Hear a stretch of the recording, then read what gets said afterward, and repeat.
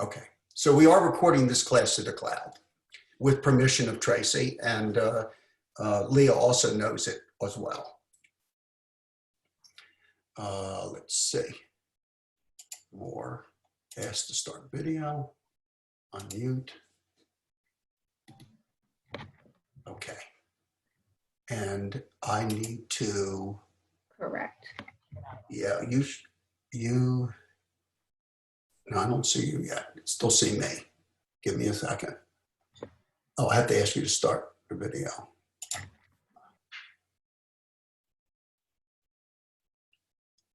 Still don't see you.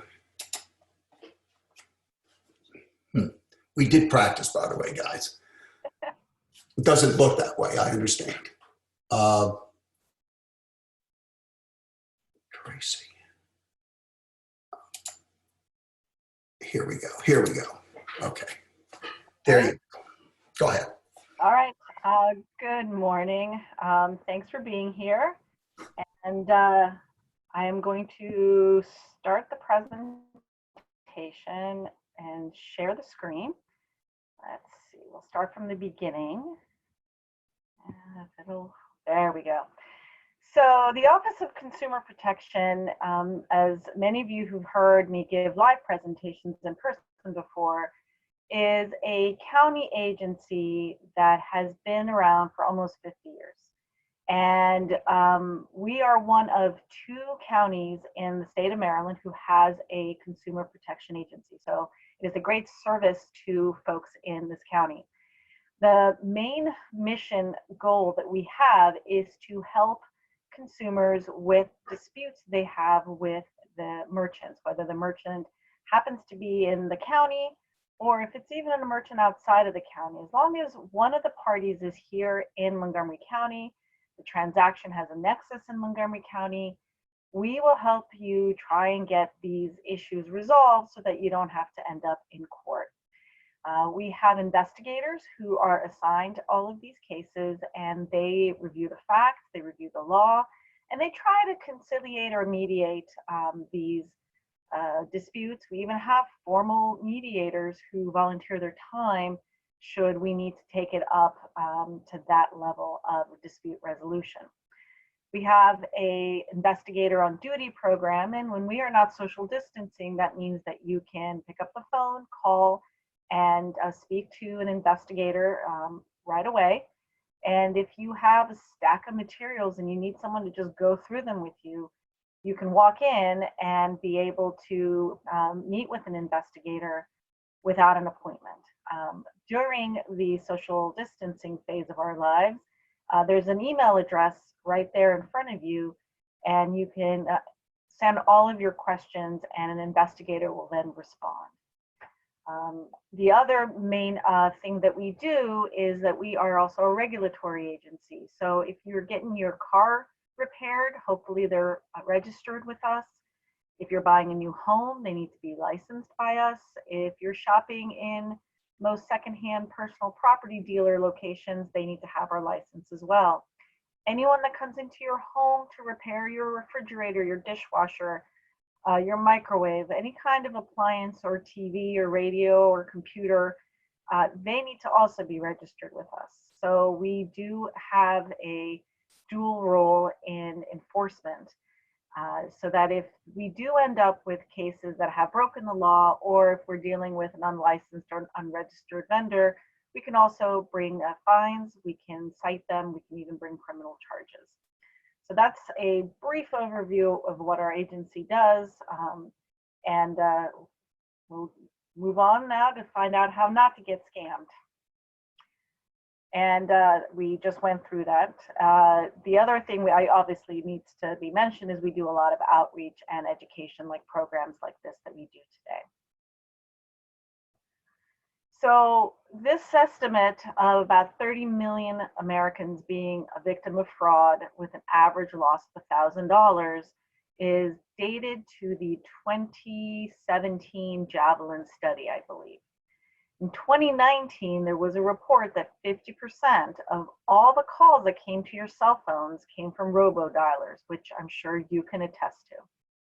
The 2018 Javelin study said that identity thieves had stolen $112 billion in the preceding 6 years combined.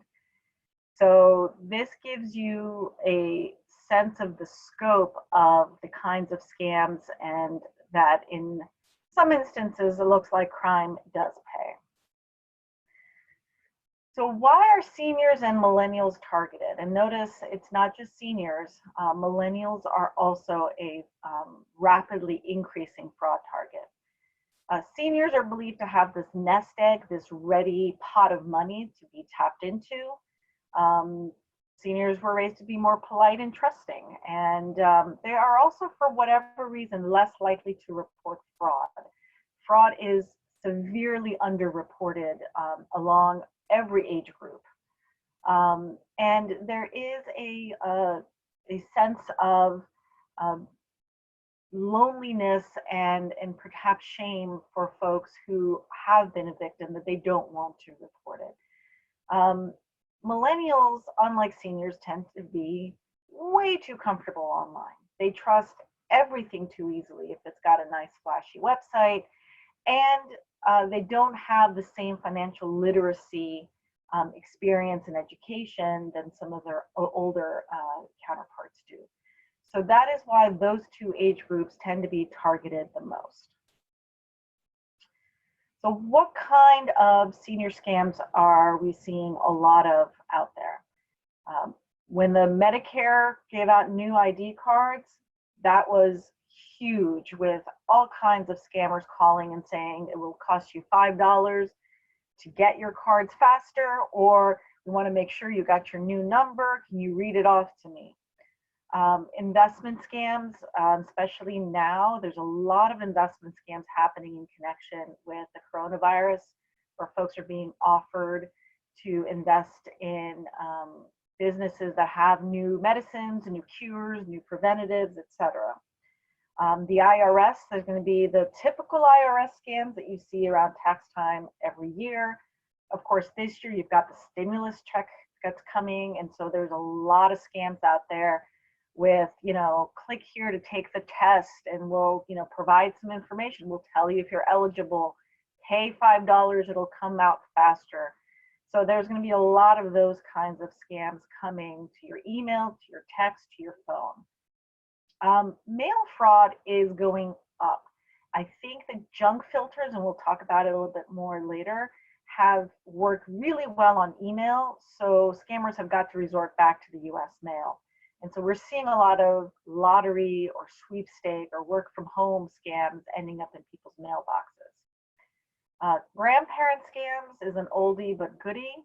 And it's definitely spun out so that now you're getting calls claiming that your grandchild is sick with the coronavirus. And of course, they can't come to the phone because they're intubated and you need to send money.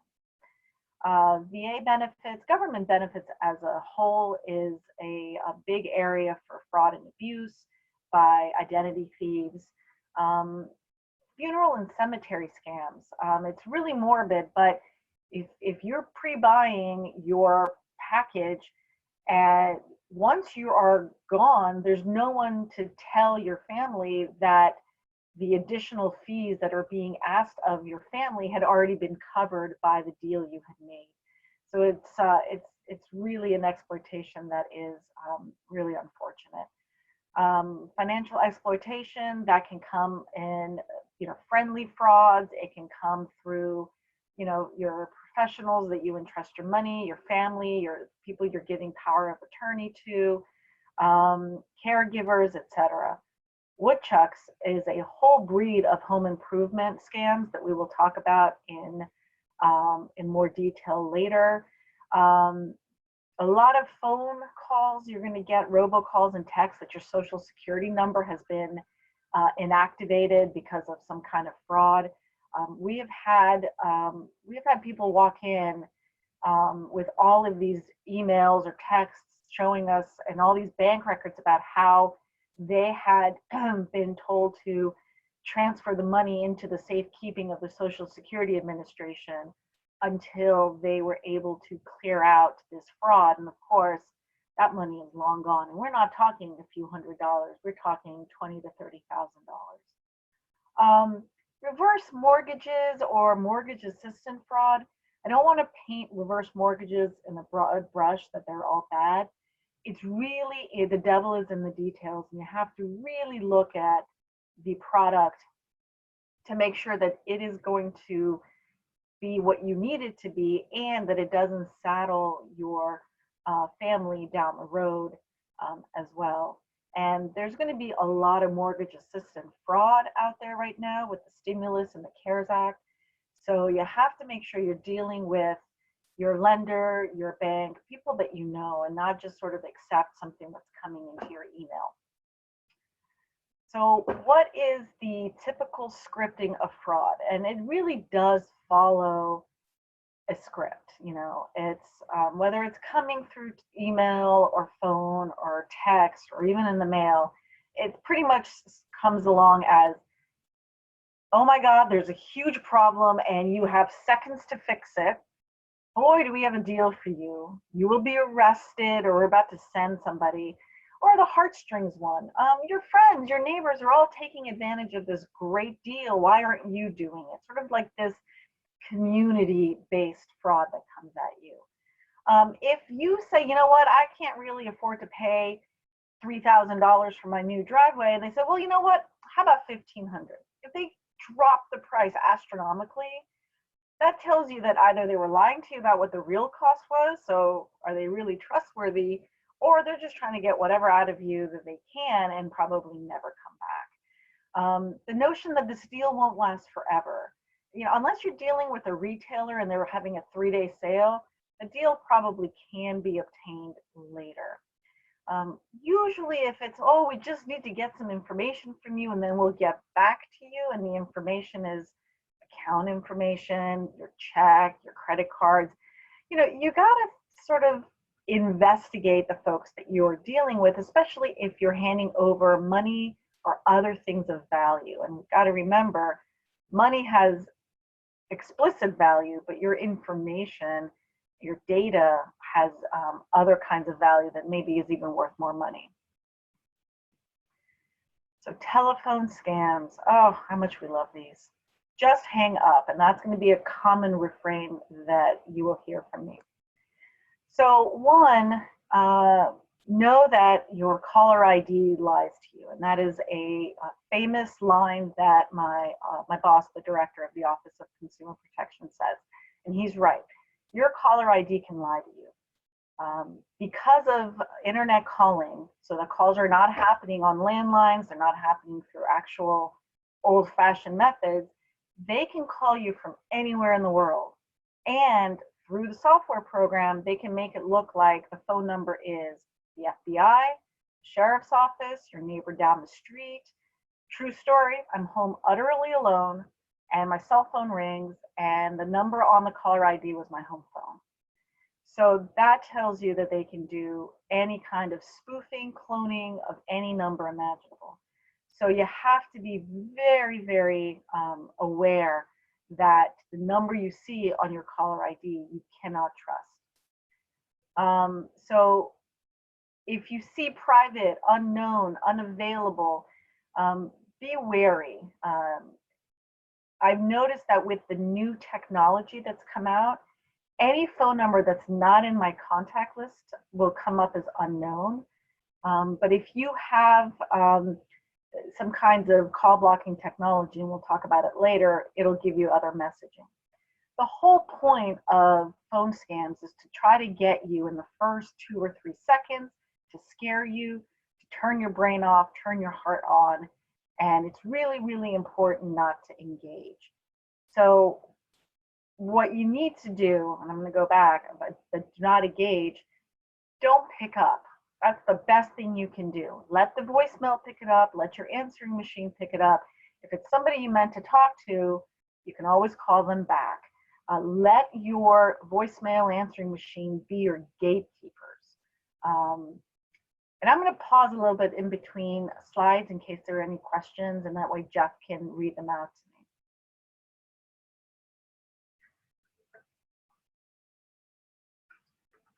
to me. Okay, so as I mentioned, all fraud is underreported. Phone scams are especially so. And that's because if we were to try and record every scam that came across our phone system, that would be a part-time job. But if you see that you're getting something particularly vicious or repetitive, you definitely want to report it. The FCC and the FTC just take scam calls. If you have been a victim or you've lost money, you want to report that to the FBI, to their ic3.gov page. And so you got to figure out like how much time you want to play deputy crusader on this. And frankly, anytime anyone calls me pretending to be the government, I absolutely report that to the FTC and the FCC, because to me, that's the height of, that's like the most pernicious way of trying to get phones to work against you.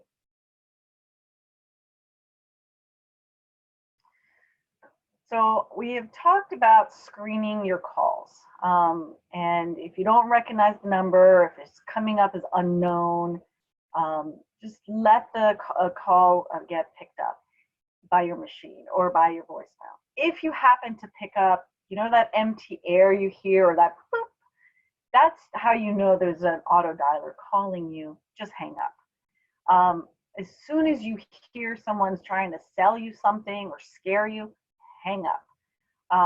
Remember, IT support never called you. You had to call them. So tech support scams are continuous, and that's a major thing to try and remember. Whenever you needed help, you had to track people down. So they're not going to come out and try to find you.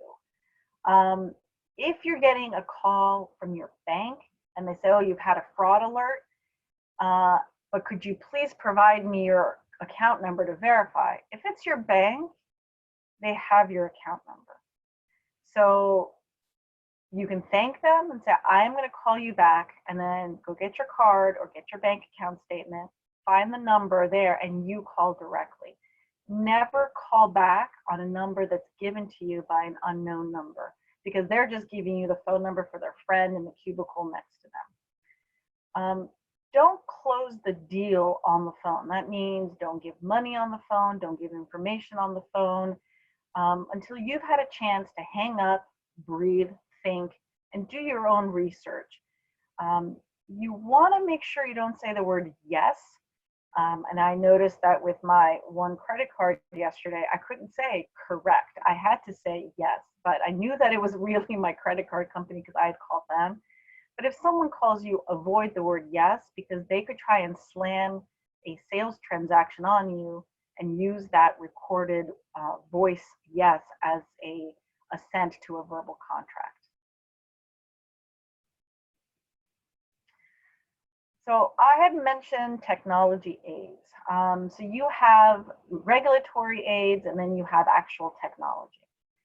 So on cell phones, you can download a lot of various apps, and the three that I've listed are the ones that that were ranked by Consumer Reports. So the county is not endorsing them. The Office of Consumer Protection isn't endorsing them. This came from a Consumer Reports review. So No More Robo is the one I think most people are aware of for cell phones. Truecaller is another one.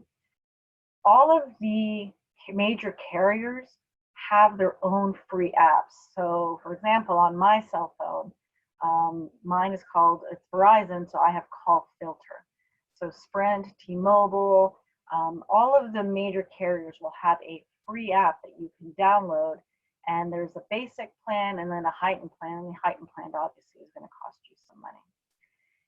If you have a lot of calls coming to your landline and you would like to do something about that, the three that I've listed on this PowerPoint presentation, again, came from Consumer Reports, Digitone, HQ Telecom, and Sentry. Those were the three that were ranked, I guess, as far as ease of use and utility.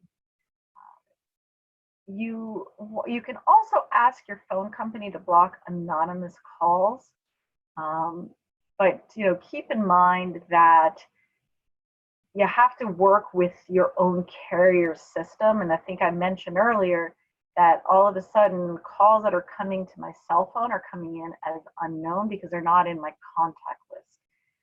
But half the time, they're my doctor's office calling from not the main line that I call, but from a back line somewhere. And so you also want to be aware that if you block all anonymous or unknown, or hey, I will only take calls from people in my contact list, you might be missing calls that you're actually trying to get. So work with your carrier to make sure that if you're signing up for these automatic blocks, that they make sense for you. So regulatory side, there were some major developments in the end of 2019 into early 2020. The stir and shaken protocol, and I call that the James Bond protocol. And the acronyms are right there, but basically stir and shaken means that the calls are now going to be verified. So what that means is if I call you from our office line, which is 240-777-3636, stir and shaken will verify that that call is really coming from that phone number. So it means that it is trying to remove that spoofing and cloning capacity. What it doesn't mean is that if the number is verified as being a legitimate number from Rockville or New York City, it doesn't mean that the person who's calling you isn't a scammer or a bad person or trying to take advantage. It just means that the phone number is legitimately assigned to that person. So verification is a good step to try and remove this cloning and spoofing problem, but it doesn't mean that the call or the caller is safe. Carriers are also now permitted, not required, but permitted to block calls from invalid or unassigned numbers. So you have to understand these call centers in South Asia or Eastern Europe or in the Caribbean or wherever they happen to be. Sometimes they're in Chicago, Illinois. It's just basically a bullpen of cubicles. They have a computer system who is calling numbers and just adding one to the last number and just randomly calling every number they can think of. And they're also generating a number that it could be randomly generated as well. But it doesn't mean that number actually is assigned to a business or any human. So they could be an unassigned or an invalid number. Perhaps the number is to a fax machine. Perhaps it's an incoming only number. So there are ways that carriers are now permitted to block those, again, to try and cut down on the number of robocalls that are using spoofing and cloning technology.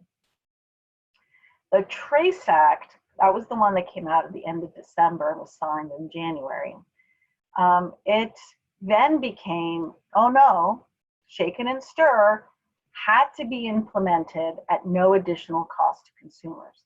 So it went from one step and it escalated it. And additional penalties were provided and additional time for the FCC to be able to crack down on these robocallers was also there. And so the FCC was also then required to come up with rulemaking to continue to protect folks from spam calls and texts. So one thing about Shaken and Stir is that it's still being developed. So if you're on Sprint, for example, and the call is coming from Sprint, they'll be able to verify easily that that cell phone to cell phone is a legitimate verified number. But what if the call is coming to you from a landline that is from Verizon, or it's from a number assigned to TracFone, for example? They may not be able to verify quite as well, but that is something the carriers are definitely working on, developing that sharing ability. So this is a really important development for trying to cut down on robocalls and spoof calls.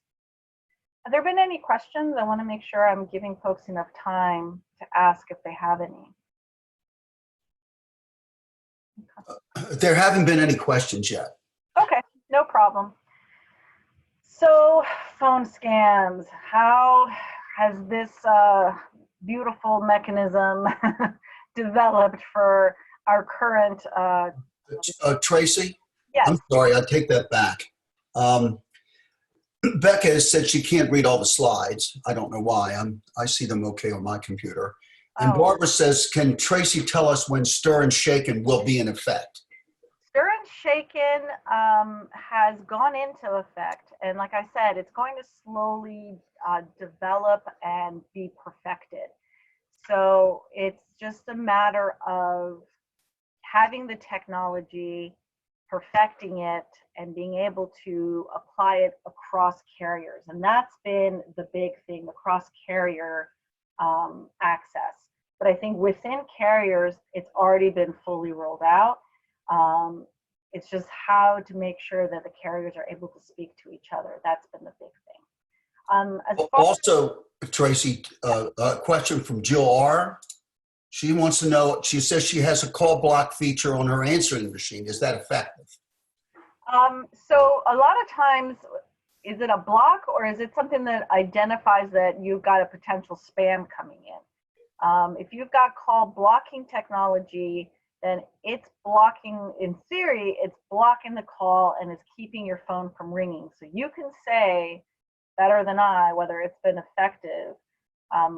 So we have put, we've activated a program on our landline which now flags potential spam. So our caller ID says spam question mark, and 99% of the time, yes, it was spam. So unfortunately, it also flags every single call from Montgomery County Public Schools as well. But I think that's because that call is going out to so many people that it's triggering that kind of a bell or flagging that as spam. But as far as anyone who's having trouble seeing the PowerPoint, it may be that you have to go to full screen mode to make it larger. But if you can get in touch with me at the email that I had at the beginning, and I'll have it again at the end, I'm happy to email out this PowerPoint to anybody who wants it. And that way you have it for ever and ever. So was that all the pending questions? Yeah. Okay. Yes, that was all the pending questions. Terrific. Okay. So the COVID-19 and the census are basically taking an already horrible phone scam environment and making it a whole lot worse. And one thing that you should be aware of, while this is Census 2020, it is also a time where some of you may be picked to be part of the American Community Survey. Both are mandatory. The census, you are done in 5 minutes, and it's now online. And the American Community Survey has significantly more questions, but they're both monumentally helpful to your local government to provide you services, your state government to be able to provide resources, and the federal government to be able to make sure that you are accurately and adequately represented for everything, including obviously congressional representation. The third item that's also out right now is the current population survey. And that one is a program that the Census Bureau runs with the US Bureau of Labor Statistics. And that is it's a full year program where you are in for 4 months, then you're out for 8 months, and then you're back for 4 months. And they're just trying to track jobs, who's employed, who's not employed, how long, etc. The American Community Survey is a creature of federal statute and it's mandatory. Census 2020 is also mandatory. It's in your constitution. The current population study survey is not mandatory, but it's so useful. So if you are chosen to do any of those, please do so. So what kind of phone scams are we seeing with the coronavirus? So insurance, because there's some question as to whether everyone has coverage, doesn't have coverage, you know, have you bought in the marketplace, et cetera. And whether, you know, is the Affordable Care Act being extended, not extended. So insurance has seen an explosion of phone scams. If I did this right, you can listen to one.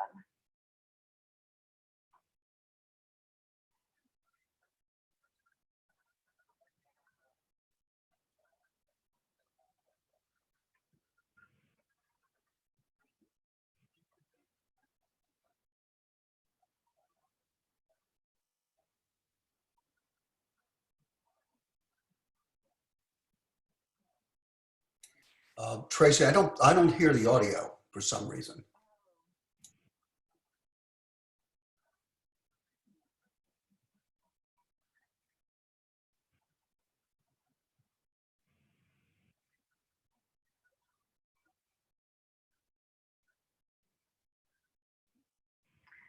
Did anyone hear that, or was that not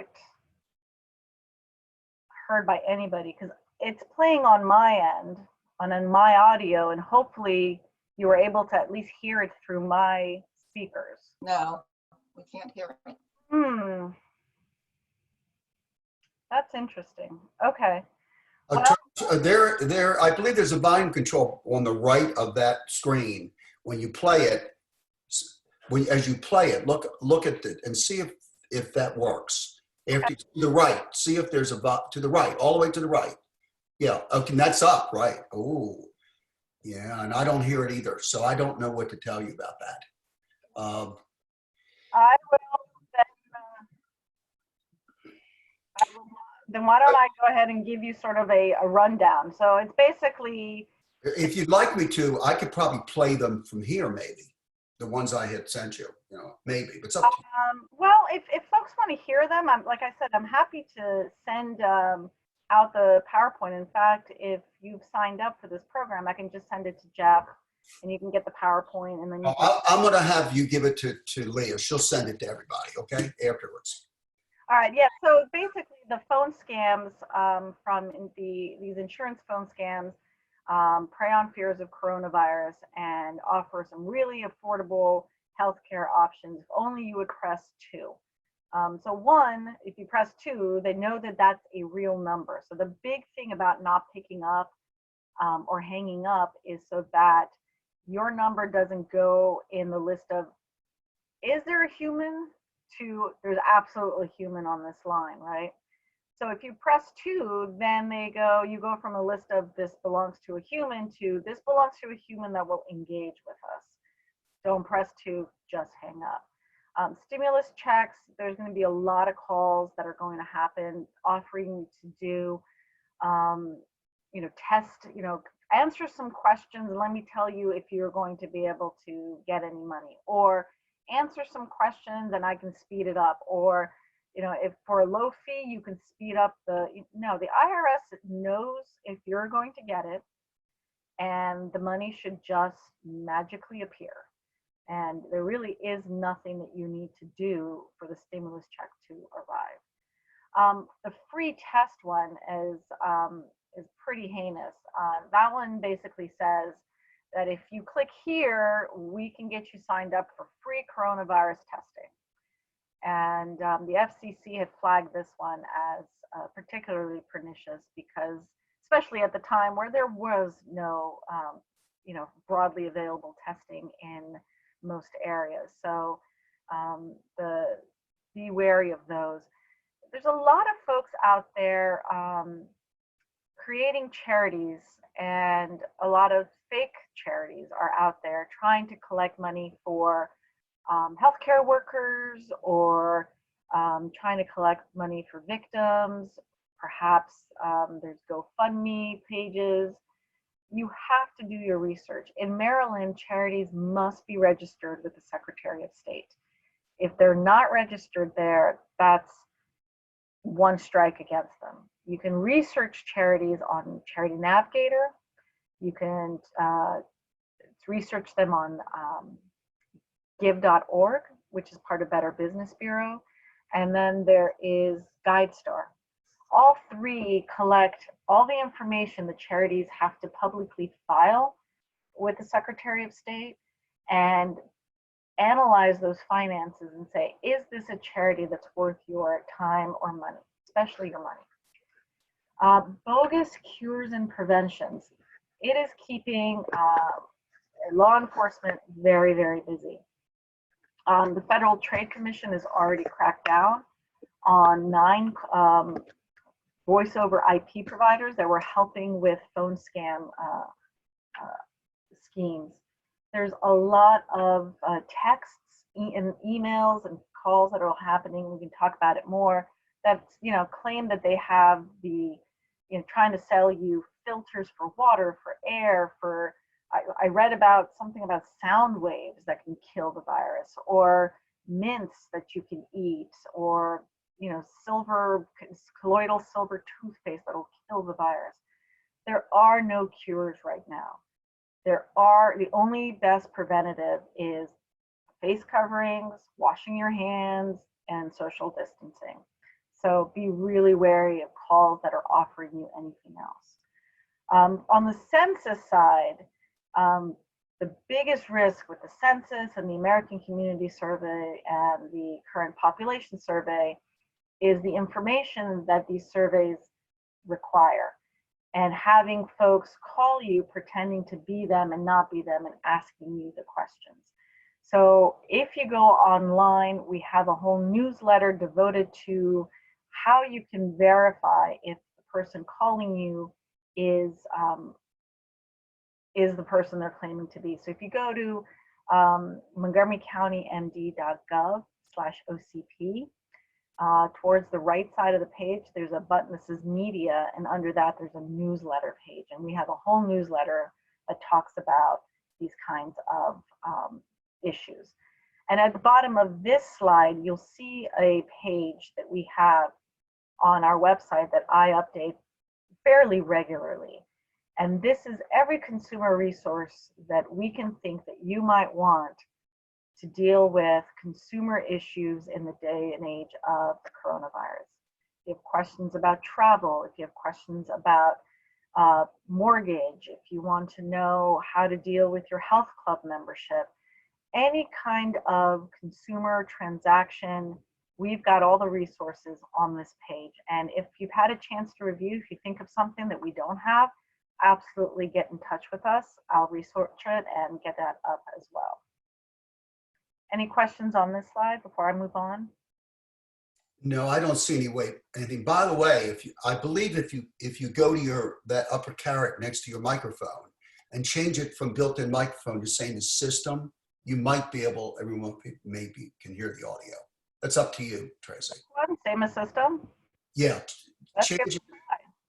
Yeah, do that. Change it to same as system and then try to play your audio. No? Okay, never mind. And I can switch to me and play it as well, but if it's up to you. No, I don't have any questions right now. Well, we'll move on. Too bad that didn't work. All right.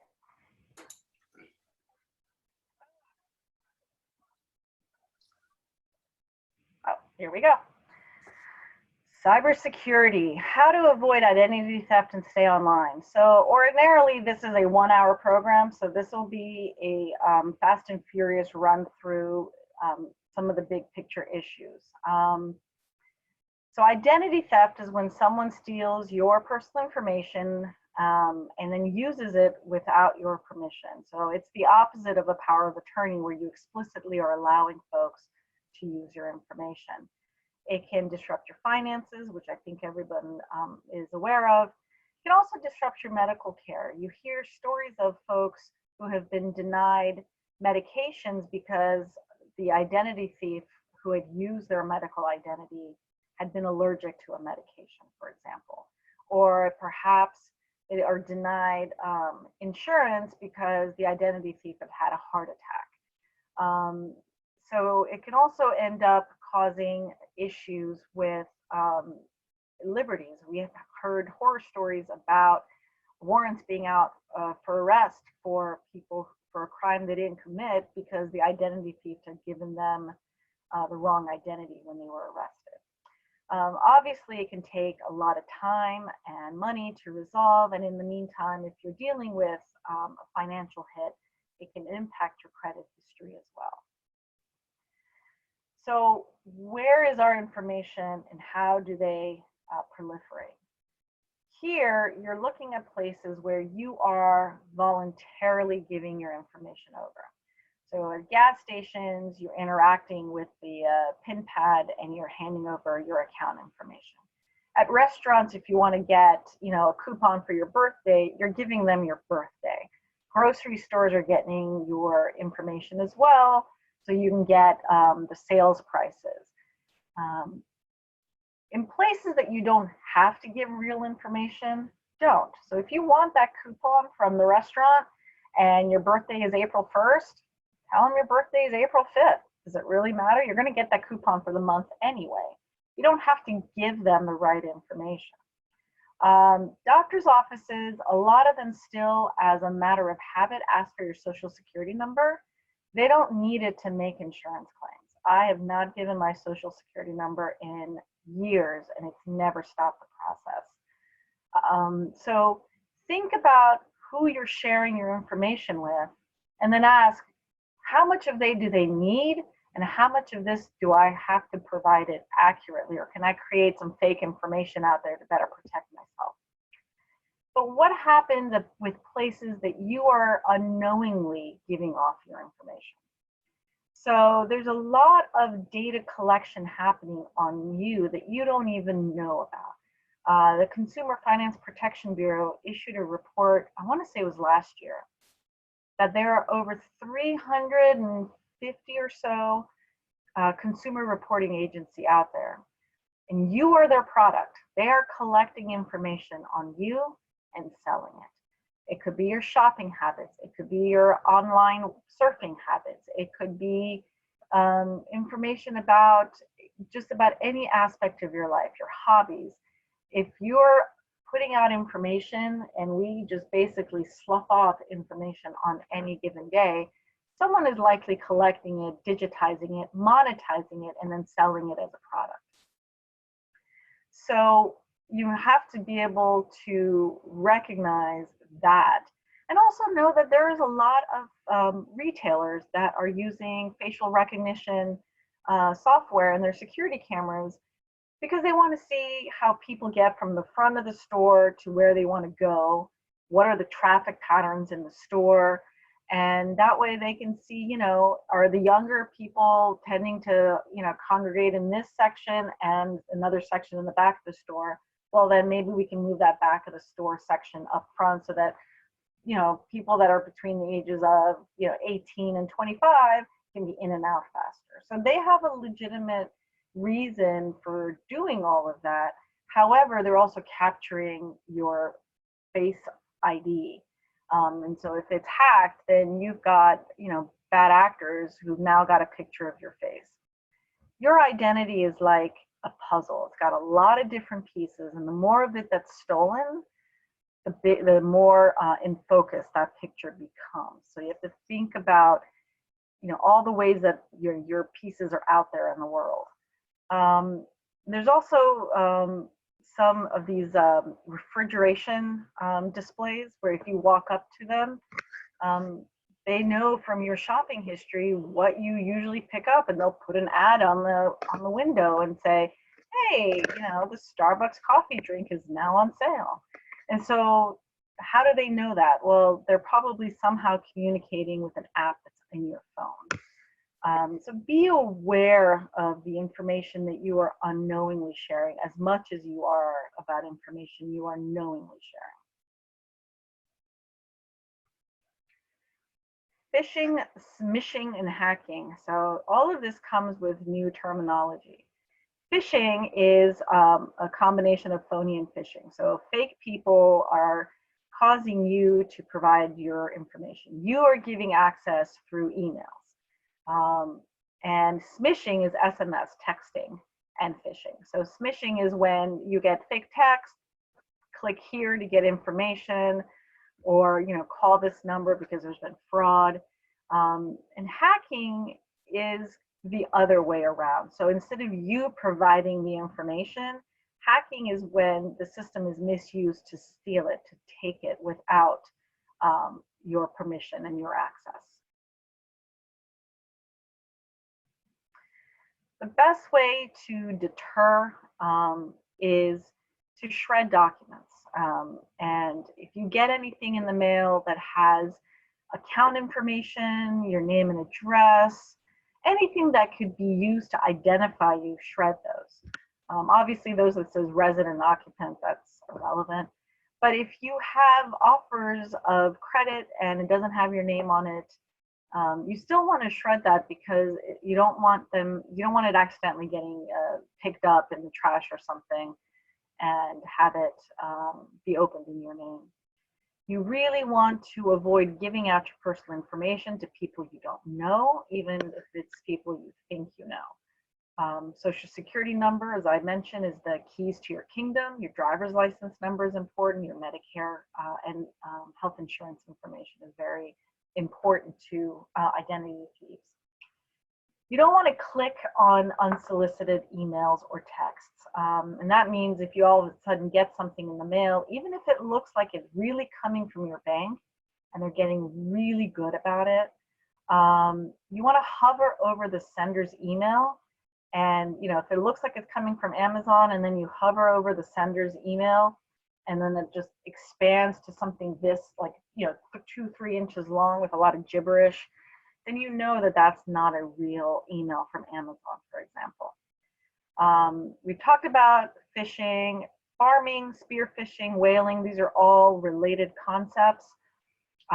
Whaling is when someone is going after a large number. No, that's farming. When they're going after a large number of people in an organization. Whaling is when they're trying to land like the CEO, the CFO, and so they're trying different ways of getting at the big fish.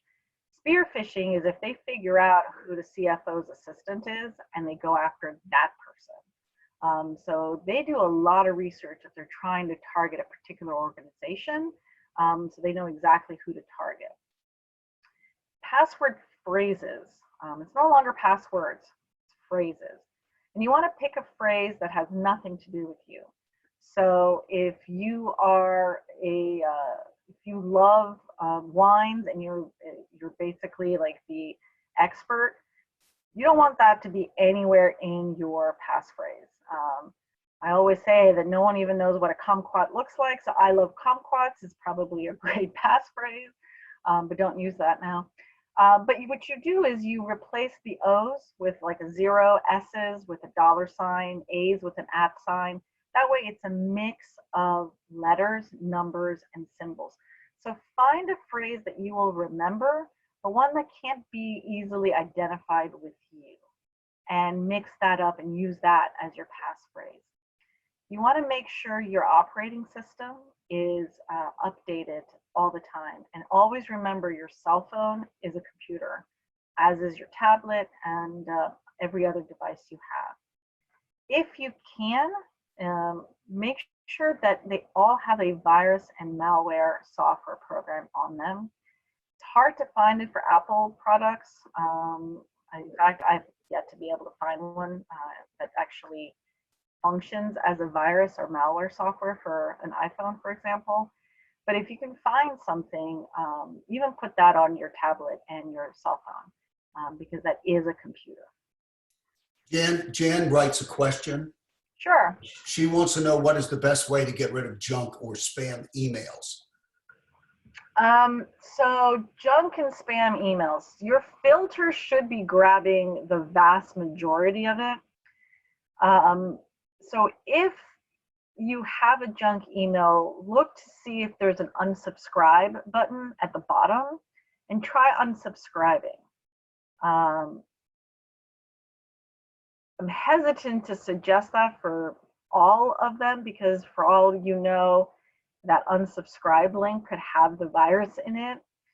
But if it sounds like it's coming from, if it looks like your name got sold to some distribution list, for some reason, like 2 years ago, I all of a sudden started getting all kinds of insurance products in my husband's name.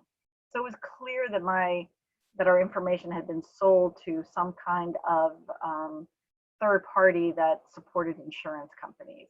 So I just went through and just hit unsubscribe for all of them.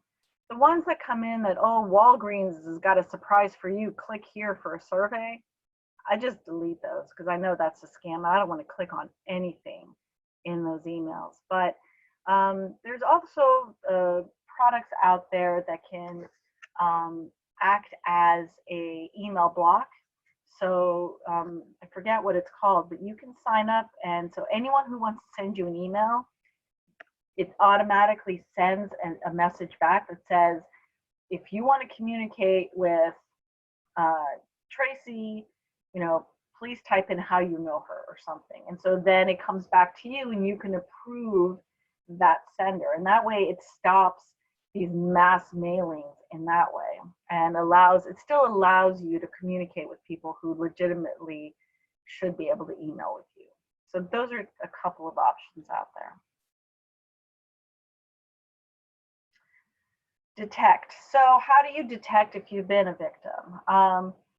You either get new bills or you stop getting your bills. I had a consumer tell me that her husband's mail just stopped coming, and they went to the postal service and they realized that the mail had been, there was a hold order placed, and so they were able to go and pick up this huge bucket of mail, and it turned out it was just full of new account statements. And so you want to make sure that the mail comes, and if it doesn't, that's usually a sign as much as getting new statements. You also want to look in your statements for errant, low dollar amounts as much as the high dollar ones. One of the things that happens when your credit card or debit card account is stolen is they'll throw out a few sort of small balloons, some test trials to see if you catch it before they start to really run up. So you want to look on everything in your statement and challenge anything that doesn't look like you had anything to do with it. You also want to inspect your credit report. You get one credit report, a combined credit report every year from annualcreditreport.com. That's an easy way to go. Or you can go to each of the credit reporting agencies every couple of months and get a free one from them. And if you notice, I have more than the big three there. So everyone knows Equifax, Experian, and TransUnion. And Novus is an old credit reporting company, but it's starting to be used more and more. It doesn't give a credit score like the big three does, but it does provide a lot of information. And it used to be primarily used by landlords, but it's now being used more and more. NCTUE is a mouthful, but it's the National Consumer Telecom and Utilities Exchange. And as the name implies, it is used by telecommunication companies like Verizon, or by your utility like Pepco or Washington Gas, or any of the energy suppliers, because Maryland's a deregulated state.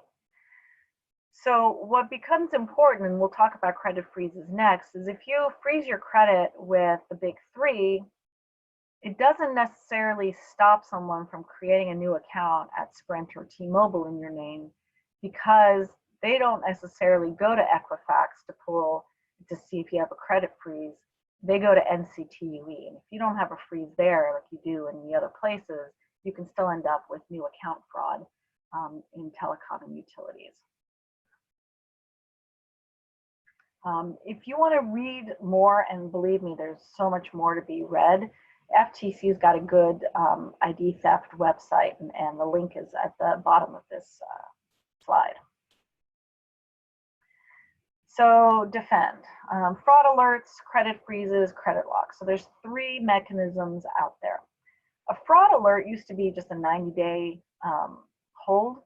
And what it did was it basically required additional questions to be asked if new credit was being opened during that 90-day period. That has now been extended to a year under the law. And so that's the lowest level that you would want to put on if you've already been a victim of fraud. you can call your creditors and say, I want to, or your credit reporting agencies and say, I want to put a fraud alert on my credit. Credit freeze is as it sounds. It's a complete froze. And so that means no one can use your credit, including you. If you do a credit freeze, you will get a PIN. And so if you would like to unfreeze it, say, oh, you need to buy a new car, or you'd like to get buy a new house, get a new place to rent, etc., you will have to use the PIN, and it can take 2 to 3 days to unfreeze. So you have to plan in advance if you think you're going to need to use your credit. Credit freezes used to be $5. The state of Maryland made them free. Also allowed it to be used by parents and guardians for minor children and adults that they have guardianship rights over. So you could freeze their credit as well. And then the federal government caught up, and so now nationwide credit freezes are free.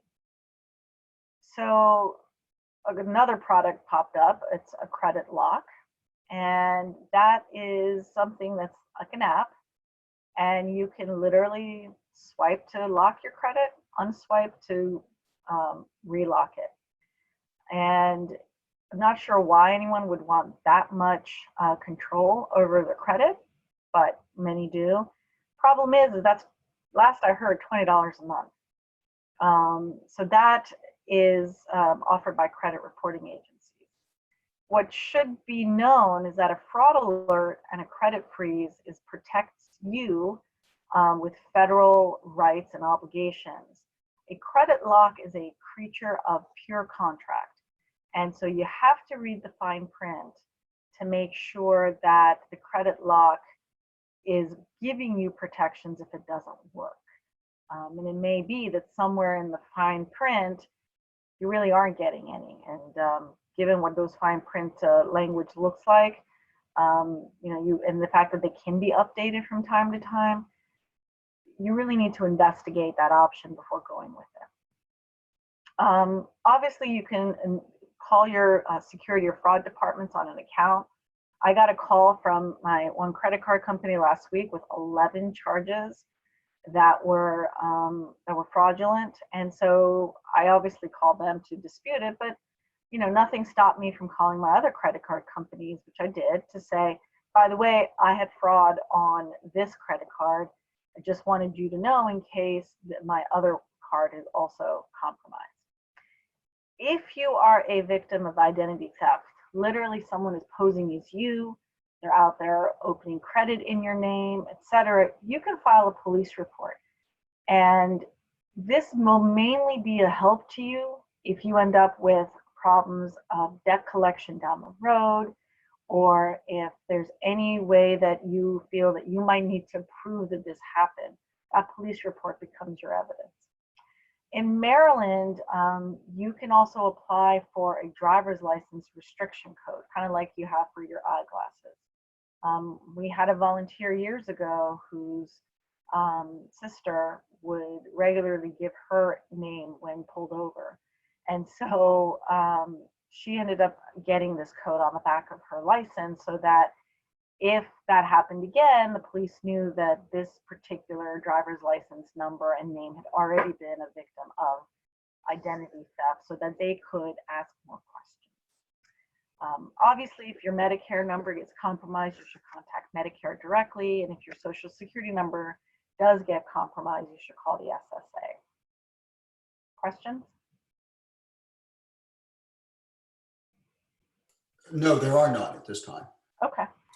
So peer-to-peer payment apps are becoming very, very popular. It started off that it was just PayPal, and now you have Apple Pay and Venmo and all sorts of apps out there. And they're basically designed as a method to give money to people you know. It's not recommended for online shopping, and it shouldn't be used to send to pay people money that you don't know, because it's very much like a wire. Once it's gone, it is really difficult to track. We do get complaints where the payments have gone through Venmo or these apps, and trying to follow the bouncing ball through all of the bank accounts to try and find where it ultimately landed is really, really difficult. So it's usually managed by a third party and not the bank that's advertising it. There's one exception, which is Zelle. Zelle is actually a product through a partnership of banking entities. And they don't provide you as a consumer the same protections that a credit card would when you're paying for things using it. So that's another thing. You always got to think about, I'm out there shopping, what are the protections that are in place on this transaction? And so when you're using P2P apps, they just don't have those protections. Again, it's a creature of contract, and you have to read the fine print. You know, the bold print giveth and the fine print taketh away. And I think we mentioned not to use them to purchase products unless you're dealing with somebody you know. If it's a small business and you're at one of these, you know, virtual parties and, you know, you're buying Tupperware or nail strips or whatnot, and it's somebody you know, that's one thing. You want to make sure you're double and triple checking the address and the username or the phone number. A lot of times we deal with these in situations where, you know, I was dealing with, you know, Jane Smith, but she told me to send it to John Doe instead. And that just sort of sounds a little fishy. So make sure everything is matching up. You want to make sure you're creating a layer of extra security. We didn't talk about multi-factor authentication, but Google and Microsoft have these apps, and you can connect them to your bank accounts and to all of your online presence, so that not only do you have to sign in with your passphrase, but you may also then require a automatically generated in a 4 or 6 digit numerical code, so that no one can just hack in as well. So look for extra layers of protection everywhere you can get. Any questions on payment apps? One thing I will say, yeah, no? Okay. No. One thing, Consumer Reports, and you'll see I'll refer to them often, they did a study about what's the safest payment app out there.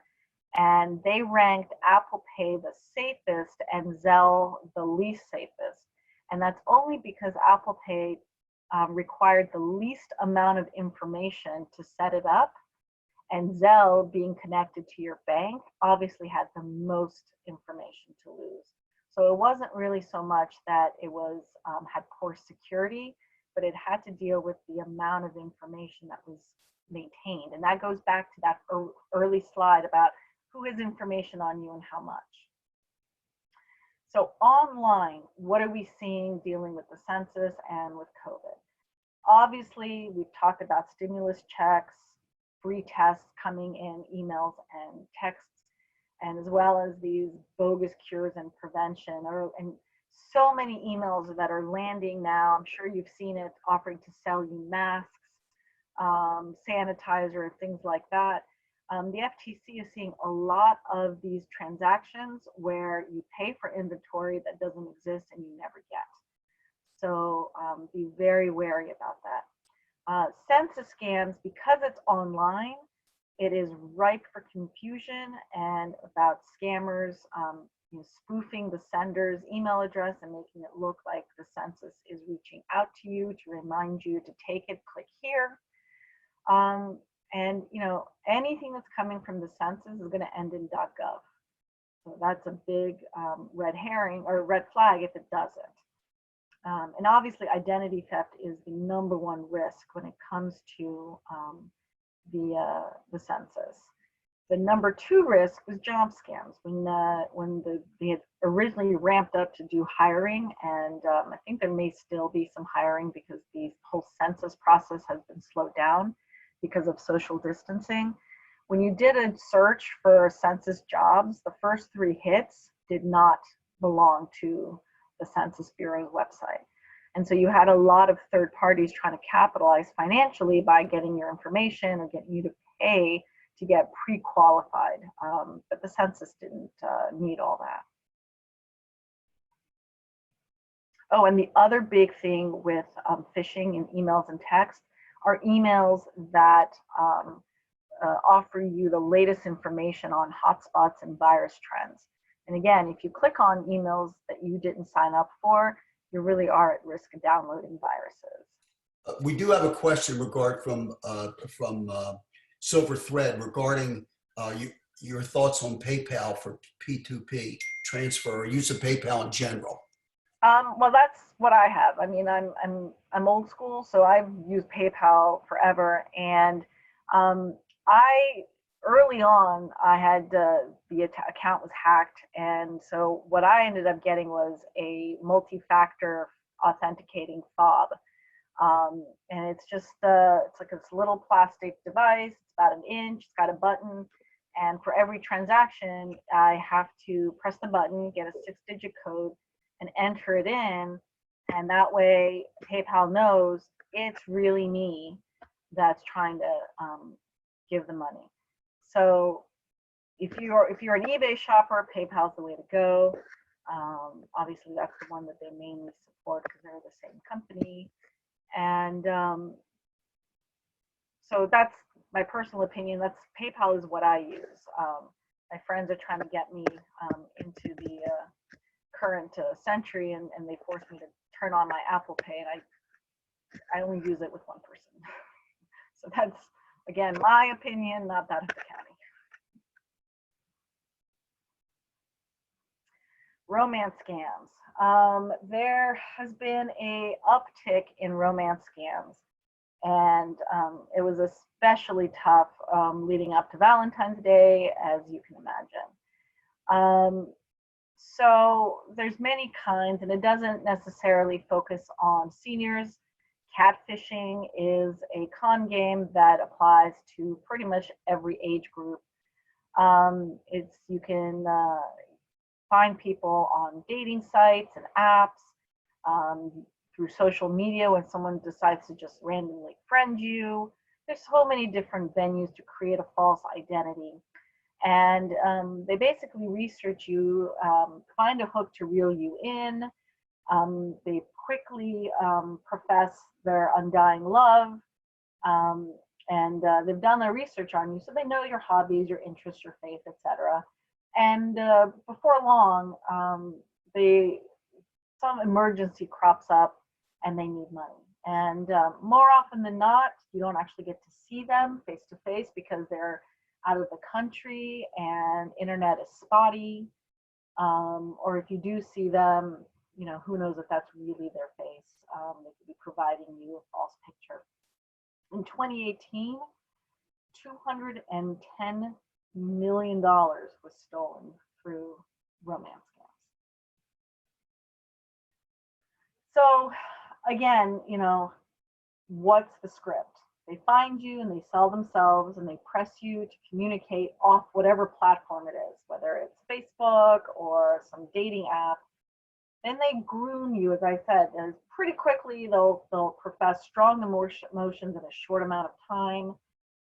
They propose marriage, they start talking about marriage, or they'll start to ask for, some racy pictures because they want to have blackmail material on you later on. The sting, as I said, all of a sudden they need money and they'll ask you to wire it. And remember, wiring or P2P payments are hard to trace.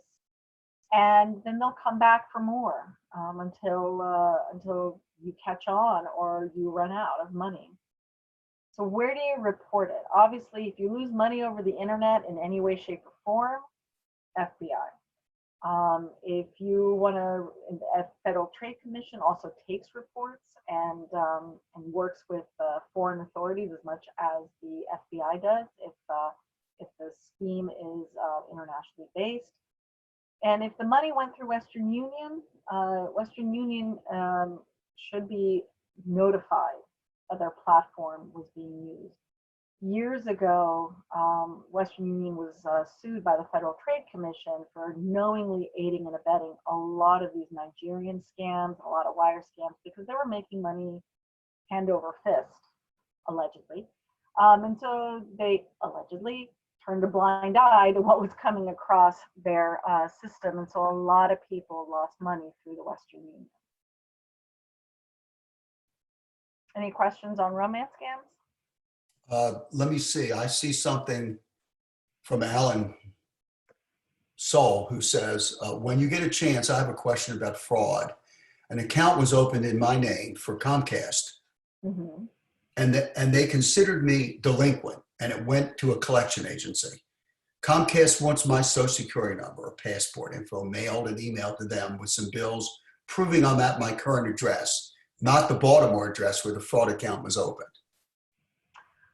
Okay, so I would reach out to, I'm assuming you're a Montgomery County resident, so this is an answer that would apply in Montgomery County. If you're outside of Montgomery County, you'd have to find the counterpart agency. So Montgomery County has an Office of Cable and Broadband, and I would probably raise that with them.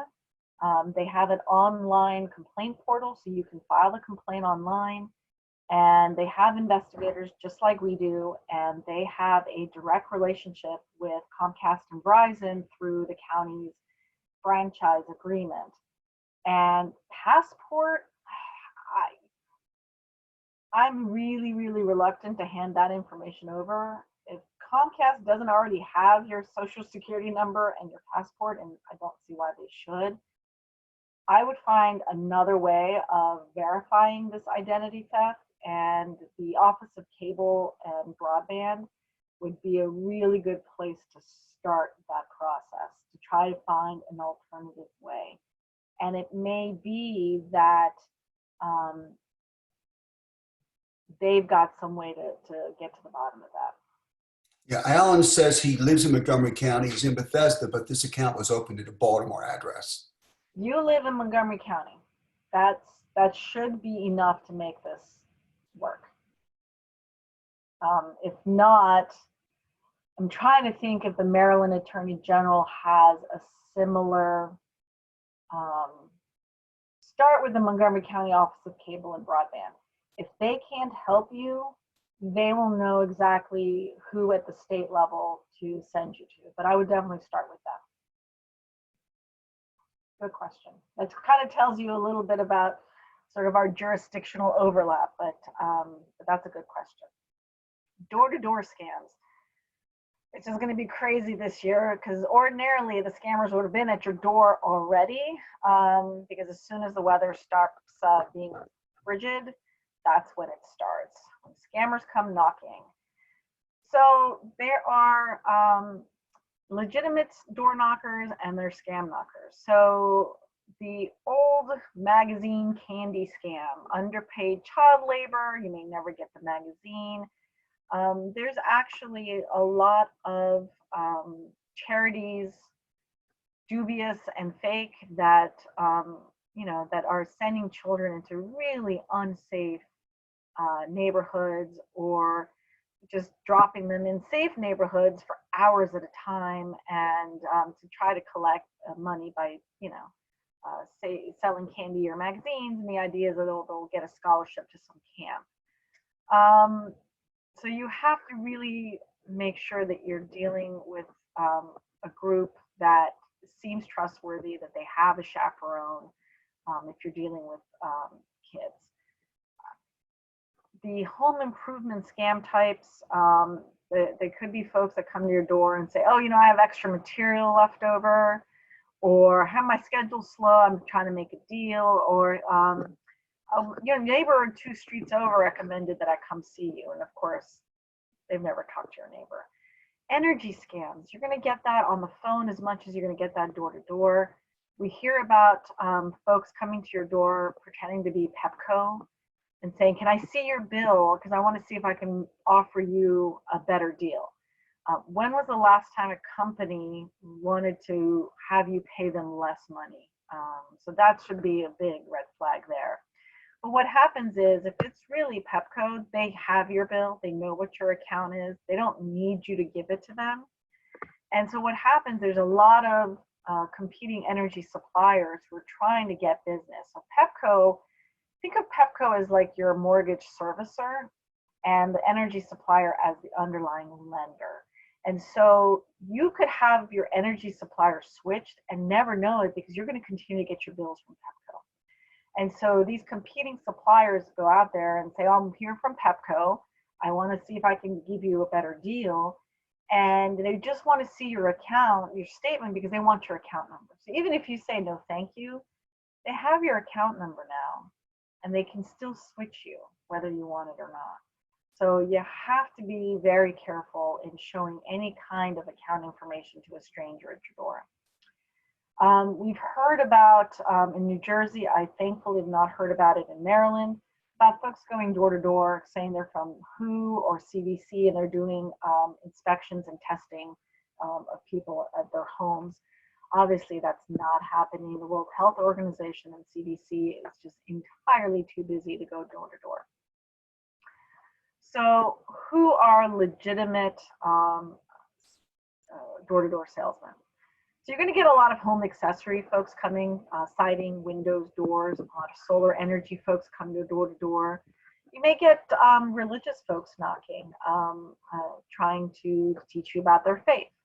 Census takers, in theory, will be coming around late April, early May to folks who have not turned in their census, and to make sure that you've got everything you need. They're just coming to remind you and to say, do you have the information? And then if not, they'll arrange for it to be sent to you. And again, on our website, I've got a whole newsletter on Census. So they have a specific ID with a specific watermark. Always ask for it. If it's a door-to-door salesman trying to sell you something, ask the representative to see their peddler's license, their door-to-door license. The county's Department of Permitting Services issues one.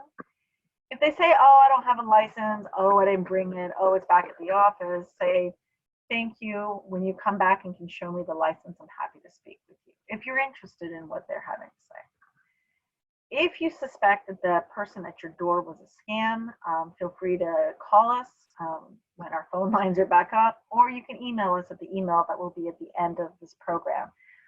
And that way we know to put out an alert that a certain kind of scam is happening in the county's neighborhoods. Any questions on any of this before I move on to woodchucks? No, nothing. Okay. So woodchucks, they're not just cute and furry. It's the old joke or song, if you will. So a woodchuck is an unlicensed home improvement contractor. So now there's a lot of unlicensed home improvement contractors out there. Woodchucks are a subspecies, if you will. They are usually landscapers, which is why we call them woodchucks. And they are in your tree. They're storm chasers. They come after the storms to clean up the fallen branches, to trim trees. And while they're up in your tree, they realize, oh, you're missing shingles, or there's something wrong with your gutter and you need siding help. Hey, can I come in to use your bathroom? I see you need maybe some painting. And they try to create a job. Your roof is probably fine. The gutter is probably fine. Basically, a woodchuck is only interested in the deposit. They will give you some kind of invoice. It'll probably say invoice. The name that they'll handwrite on there might be theirs, probably isn't. The phone number, who knows whose phone number it is. You give them a payment, they never return. If they return, the work is probably not going to be permitted. It's probably going to be substandard. And you know, it's just, they're really just looking for the money, whether it's insurance money or your deposit. That's the con. And for some reason, the vast majority of the woodchucks are from Culpeper County. So Office of Consumer Protection sits on the Woodchucks Task Force with law enforcement in Fairfax County, Prince William County, DC, Howard County, and Montgomery County. Because this just apparently, according to the police in Prince William County, in the mornings, there's this long line of landscaper trucks going north on 95. So woodchucks, again, they're not just cute and furry. Any questions on woodchucks? None. Okay. So mail scams, it's not just about junk mail. I think I mentioned at the top of the program that you know, the email filters have worked a a little too well. And so the mailbox has now become ripe hunting grounds again. So what are some scams on your mailbox? Mail marauders. Those are the folks who go and look for mailboxes with those little red flags alerting that there's mail in them. And they steal the mail right out of your mailbox with the hopes that they'll see a check. Then they'll either try to cash the check or try to counterfeit more like it so that they can then write checks on your account. Porch pirates steal your shipments, and right now everybody's ordering in, and so you have to be sure to bring your packages in really quickly because they're just porch pirates drive around. Usually it's horrible during the holiday season at the end of the year, but they just basically, it's shoplifting, but the geography has changed. They're no longer stealing goods out of stores. They're stealing goods that you've paid for and brought home before you get it. One thing that we have seen before is a combination of identity theft and porch piracy. So we had a scam buster, which was a consumer who brought this to our attention. She had a doorbell ring, and UPS had dropped off a box. And she brought it in, it had her husband's name on it. They opened it up, there was 5 iPhone X's in there. If you remember when iPhone X's first came out, they were $1,000 a piece. Within 5 minutes, the doorbell rang. Some gentleman was at the door, and he identified himself as UPS supervisor, and that a box had been misdirected and he'd like to pick it up. And since the box had her husband's name on it, she said no. And she just said, thank you. It came to us correctly and closed the door. They drove to the Sprint store with the box, and it turns out that her husband had been a victim of identity theft. An account had been opened at Sprint in his name with all of his information except for the email address. And so they had ordered 5 iPhones on her husband's account. And once the email had gone out that had been delivered, this person was sitting in the neighborhood to collect all of these stolen phones. And so she just happened to beat the porch pirate to the box. And Sprint told him that because they had evidence that these phones had been delivered, if they hadn't caught on to it, he would have been collected on as far as that as being a legitimate debt, and he would have had to pay for 5 iPhones. So you have to be vigilant on how identity theft and porch piracy can work hand in hand. And we talked about how scammers can try to divert your mail early on in connection with identity theft. But if you get anything in your mail that looks like a scam, whether it's Publishers Clearinghouse saying you won, that was another scam busters. We actually have a YouTube video interviewing this gentleman. He had won all this money from Publishers Clearinghouse. And of course there was, taxes that had to be paid, but here's the twist, a check was included that all he had to do was deposit the check. And once it cleared, to write the check for the fees. As it happened, the check was written on a company called the Fortune Society, which sounds perfect for this particular scam, except it was a nonprofit in upstate New York that helped the needy, and this was a check written on their payroll account. So again, this nonprofit was a victim of identity theft. These checks were written on their payroll account, and most folks think that once the money is made available in their bank account, that it's been cleared. So within 3 days, if someone thinks that the money's there, they're going to write the good check on a bad check. But what most folks don't realize that it could take 2 weeks for funds that are available to actually be cleared. It's basically a float by your bank when they make that money available until the checks go through the Fed to get presented from Bank A to Bank B and the money is transferred. That can take upwards of 2 weeks. So if you see any kind of mail scam, you should report it to the Postal Inspection Service. You can also report it to us. The other kinds of things we're seeing are multi-level marketing deals, free lunches, offering investment advice, pyramid schemes, things like that.